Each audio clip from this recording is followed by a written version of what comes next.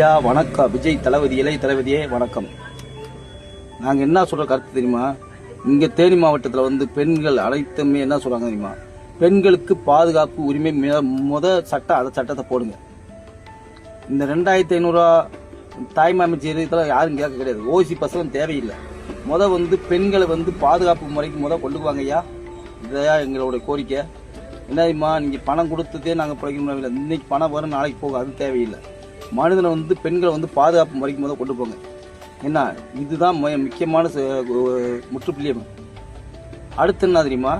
பிள்ளைகளுக்கு வந்து நல்ல ஒரு கல்வியை கற்றுக் கொடுக்க சொல்லுங்க. வாத்தியாரை வந்து சீரான வாத்தியாரை போட்டு நல்லா பண்ணுங்க.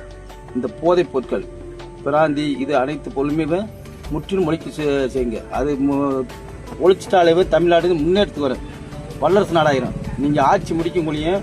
இதை செய்வீங்கன்னு நாங்கள் எதிர்பார்க்குற மக்களை.